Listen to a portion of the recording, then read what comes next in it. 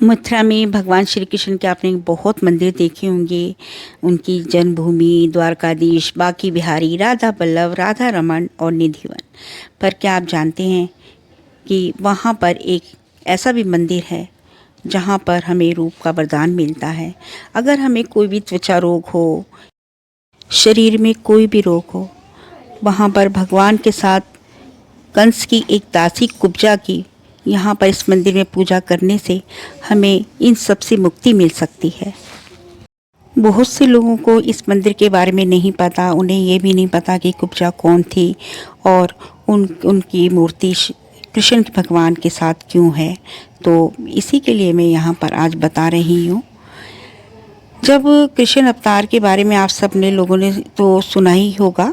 कान्हा कोई भी काम बिना कारण नहीं करते थे। उनके खेल में, उनके हंसी मजाक में, उनके नटखटपन में और यहाँ तक कि उनके छोटे से छोटी गतिविधियों में कोई बड़ी लीला या बड़ा राज छुपा होता था। एक बार गोकुल वृंदावन में जब श्री कृष्ण 16 वर्ष के हुए, कंस के निमंत्रण पर अक्रूर उन्हें और बलराम को लेकर मथुरा आ गए। कंस से मिलने से पहले उन्हें कुछ दिन अतिथिशाला में ठहराया गया, जहां उन्होंने नगर भ्रमण का सोचा। वे दोनों भाई मथुरा की गलियों में भ्रमण करने लगे। वे जिधर भी निकल जाते लोग उन्हें देखते ही रह जाते। नगर में पहले ही समाचार फैल चुका था कि ये दोनों भाई ही उन्हें कंस के अत्याचारों से मुक्त कराएंगे।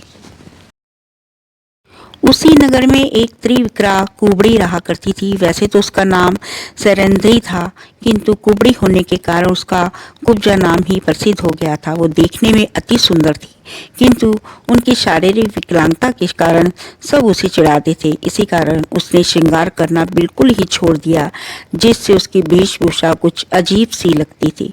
कुब्जा कंस की दासी थी, जो प्रतिदिन उसके लिए पुष्प और चंदन का उपटन लेकर राजमहल जाया करती थी।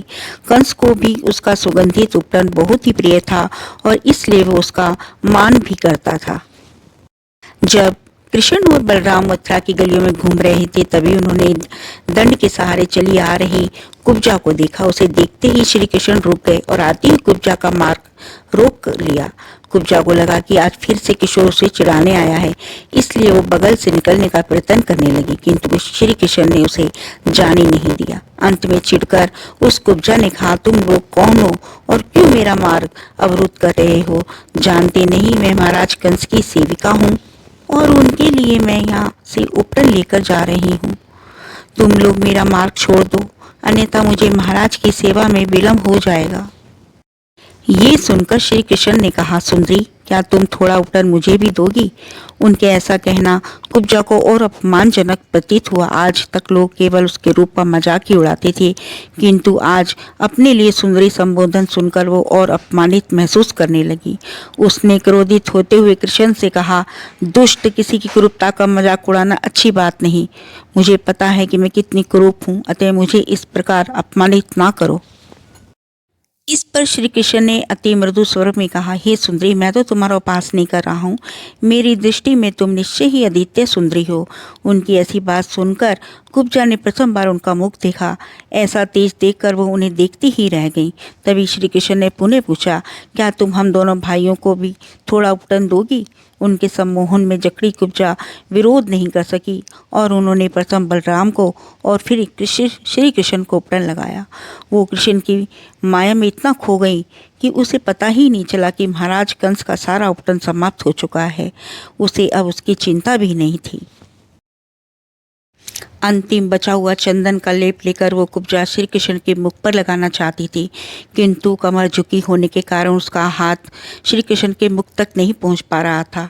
ये सब कौतुक देखने को पूरा नगर वहां उपस्थित हो गया। आते जाते लोग रुक रुक कर ये दृश्य देखने लगे। तब कुब्जा ने श्री कृष्ण से अनुरोध किया कि वो थोड़ा झुके ताकि वो उन्हें चंदन का लेप लगा सके। इस पर श्री कृष्ण ने अचानक ही उनके पैर को अपने पैर से अंगूठे से दबाया और अपनी तर्जनी उंगली से कुब्जा की थोड़ी पकड़कर उसे एक झटके से उठा दिया। आश्चर्य हो गया। कुब्जा का शरीर एकदम सीधा हो गया। उसका जो सौंदर्य खो गया था, उससे भी अधिक तेज उस कुब्जा के मुख पर आ गया, जिसे सब कुरूप स्त्री कहते थे। आज उसका सौंदर्य अप्सराओं को भी मात मार रहा था। कुब्जा को तो ऐसे विश्वास ही नहीं हुआ। किंतु जब उसने अपना शरीर और मुख देखा तो वो श्री कृष्ण के चरणों पर गिर पड़ी। तब श्री कृष्ण ने उसे उठाते हुए कहा, देखा, मैंने कहा था ना कि तुम आदित्य सुंदरी हो। आज से तुम पुनः सौरंध्री के नाम से ही जानी जाओगी। उसके बाद जैसे ही श्री कृष्ण चलने को हुए, सौरंध्री ने उनके चरण पकड़ लिए और कहा, हे प्रभु, अब तो जो कुछ भी मेरा है वो आपका ही दिया हुआ है। आपके रूप ने मेरे मन में अनुराग उत्पन्न कर दिया है, अतः कृपया मेरे घर चलिए। तब श्री कृष्ण ने कहा, सौरंध्री, इस समय तो मैं किसी विशेष कार्य से मथुरा आया हूँ, किंतु मैं तुम्हें वचन देता हूँ कि एक दिन पुनः तुम्हें अवश्य दर्शन दूंगा। यह कहकर श्री कृष्ण बलराम के साथ चले गए। किंतु सौरंध्री तब से केवल श्री कृष्ण के दर्शनों के लिए ही जीती रही। बहुत काल के बाद श्री कृष्ण ने अपना वचन निभाया और जरासंध के आक्रमण से तंग आकर मथुरा छोड़ने से पहले वे उद्धव के साथ सौरंध्री के घर गए। वहां उसके अनुरोध पर श्री कृष्ण ने उसे अपना प्रेम प्रदान किया और कुब्जा ने उनसे ये वरदान मांगा कि चिरकाल तक उनका ये प्रेम उसे ऐसे ही प्राप्त होता रहे। उसी के नाम से प्रभावित होकर श्री कृष्ण ने द्रौपदी को अज्ञातवास में सौरंध्री नाम दिया।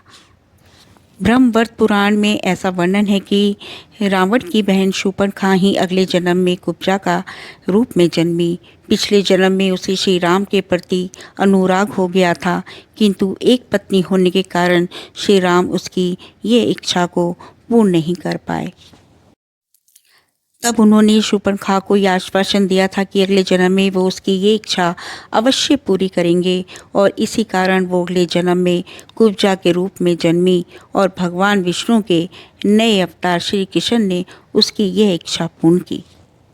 तो ये थी कुब्जा और श्री कृष्ण की कहानी। आपको ये कैसी लगी आप कमेंट्स में मुझे बताएं, और मेरी वीडियो अगर आपको अच्छी लगी तो आप शेयर करें, सब्सक्राइब करें, लाइक करें। धन्यवाद। जय श्री कृष्णा। राधे राधे।